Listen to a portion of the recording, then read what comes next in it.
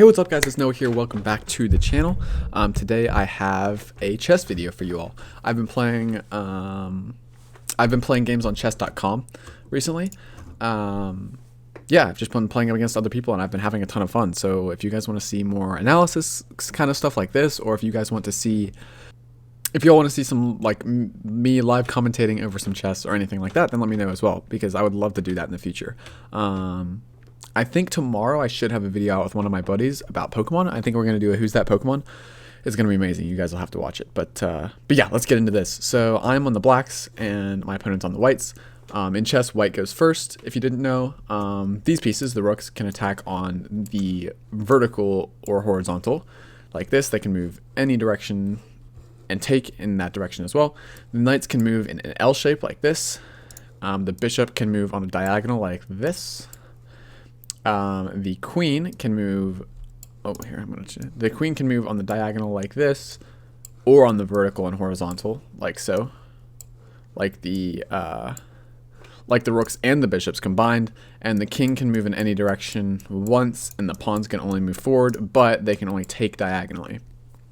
So, yeah, that's a short synopsis of the rules of chess. There's a couple of other ones like castling, where the king goes two to the left and the rook comes on the other side of it, but I don't think we'll have to worry about that until we get to it. So yeah, let's get into it. So my opponent plays this move, a4, which is pretty interesting opening. I like to play this defense called the Sicilian defense. You might know it from the Queen's Gambit, and it's where you play the c pawn to c5. So that's, yeah, it's kind of where you open up. They counter with a pawn movement forward, and I bring my knight out, and then another pawn. And they offer me a trade here. They offer me a trade of pawns. They say, here, you can take this pawn from here, and I'll take back with this pawn. So I go for the trade. I don't mind doubling my pawns on this attack square. It doesn't hurt me, right? It's not an ideal situation, but like my bishop can get out still. My bishop can attack along this diagonal now. And if I get my rook, if I can castle queenside, so my king moving here and my rook moving here, then I can have my rook can operate in this sort of area.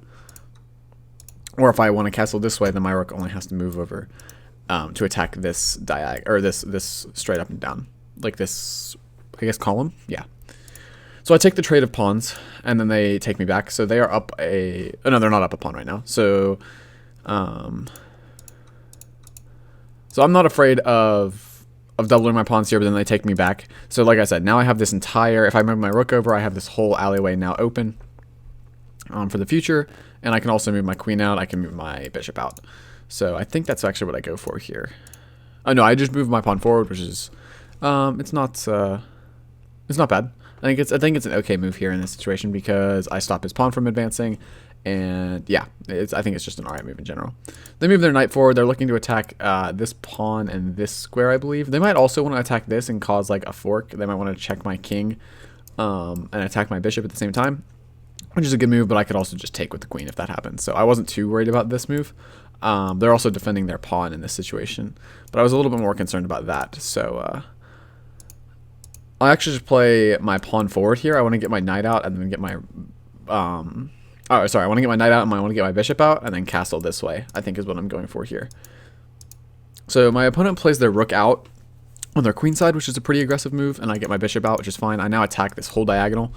And this pawn is hanging. Well, it's not hanging because it's defended by the knight, but if I can just attack this knight here, I'm in a really good spot because now the knight will have to like retreat, probably to this square most likely, and then this pawn is uncovered, so I can just attack. But I just take and I offer an exchange. This is a bad play by me. I should have just taken back with the knight. I would have been in an excellent position. I would have been a little bit better to the good, but now they have a bishop and a pawn. I've only taken 2 pawns. So this was a bad misplay from me here. I should have probably attacked this knight on this play instead of taking. But then when I took, I should have taken back with the knight, which I didn't see in the moment, and I instead played my pawn forward to attack the knight further, and then they just moved their knight back to safety. I do like this play though, because it attacks the rook, and it also doesn't let the queen come and take because it's not protected. So I like this play on the following turn, however. and they played their pawn out, so I'm just going to take the rook. That's a very safe play here for me. I maybe should take this pawn here, but I'm not sure if that's actually what I do. I don't. I move my knight out because I really really want to castle in this game, because this pawn structure here with these two pawns guarding this one, and then the king like right behind them is pretty safe. So I let them take a pawn here, but I'm just probably going to take it back with the knight and castle. Yeah, that's exactly what I do. And my opponent drops their knight in, which is fine by me. And now I attack their knight with mine. I'm offering a knight exchange here because if they attack me, then I just take with the pawn here. So let's see what they go for. They move their bishop out, which I don't think this is a good play because it kind of closes off this diagonal, right? Like, I like this one a lot more if they move their bishop to this square instead of this one, right? Because this one, the diagonal is closed by both the pawn and the knight. So they'll have to move two pieces to really be doing anything with the bishop. If they move their bishop to this square instead, they attack the rook here. And I really don't want them attacking my rook. I'd have to probably move it to the side. And that's not a problem, but it's doing something, right? It's forcing me to move in a way that is a little bit like you always want to be forcing your opponent to do something, right? Reacting to what you're doing. And this play here just kind of puts my opponent in a rough spot. I move my rook out here, and there's a reason for this. I'm actually pinning this. I'm actually pinning this pawn to the queen. So now this pawn can't move forward, or I'll just take the queen with my bishop on this diagonal. Yeah, this is really useful in the future.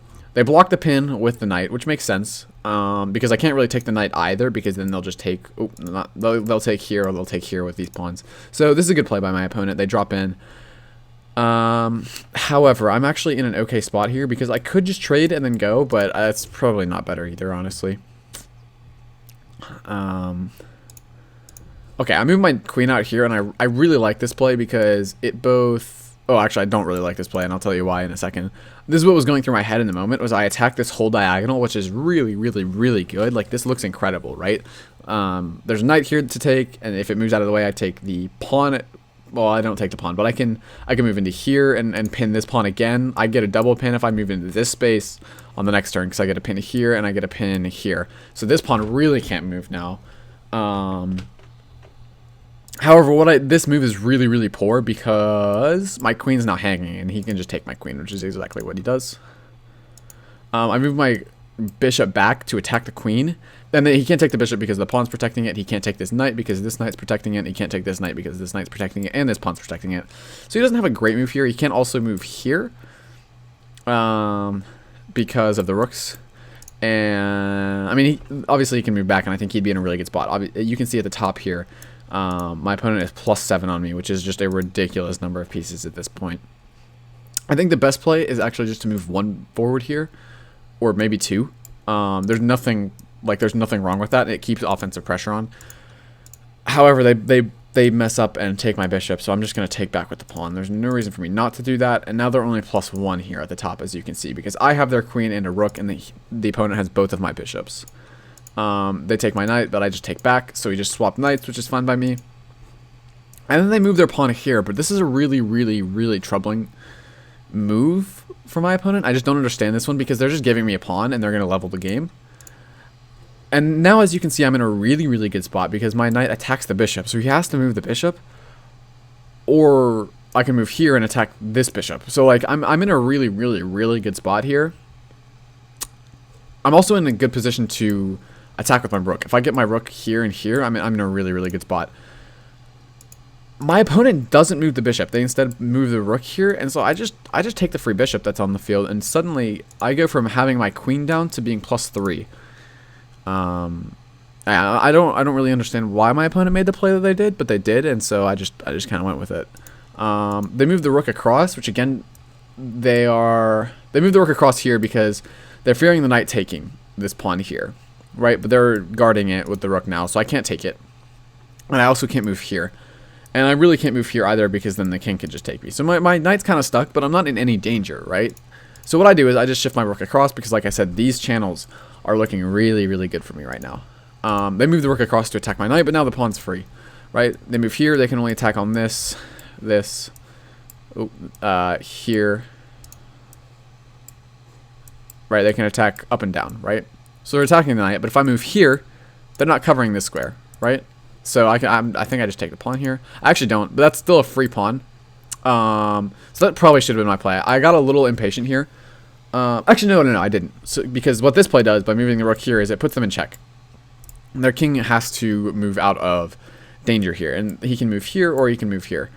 And then his best move in this situation, I believe, is probably just here. Oh, no, not like that. It's probably just here, because then he attacks my rook, and it has pressure on my knight on this square. So what I should have done, so what he should do is move here, because then I'd probably move my rook back, but I'm still a little bit pinned. It's not ideal for me, which is what he does.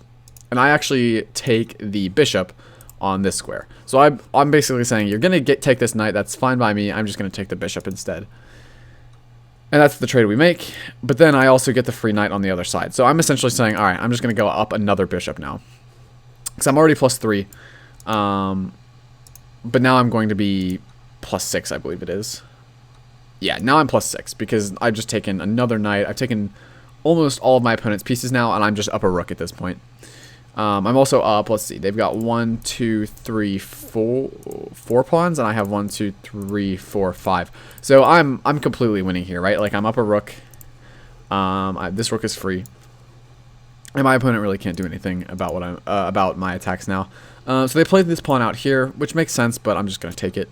There's no reason not to. And I don't really know why my opponent doesn't take my pawn in this situation. Instead, they just move here. I don't know if that's a misclick. I feel like they probably should have just taken the pawn. Instead, they move one short, so I offer a check on their king. So now they can't take this pawn. They block with the rook, and now I can just take the rook, and this is game over from here. I clean this up fairly simply. I clean up the rest of my opponent's pawns. Offer a check. I want to move away from the king so he doesn't accidentally take me. And now I just push the king to the end of the board. And my opponent resigns in this position.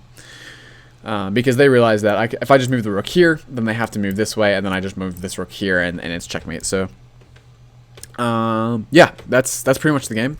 I didn't play great. Obviously, I made a really, really bad mistake with my queen, but my opponent also made a couple of mistakes that I really capitalized on strongly, I think. So, yeah, if you guys enjoyed this video, then leave a like, and yeah, I'd love to play some chess in the future with live commentary, like where I'm thinking through what I'm doing, and I can tell you exactly what my thinking is in the moment. So, yeah, if you guys want to see that, then leave a comment and leave a like down below. I would love to do that kind of thing in the future. If you guys enjoyed, like I said, leave a like, and I will see you guys in the next video.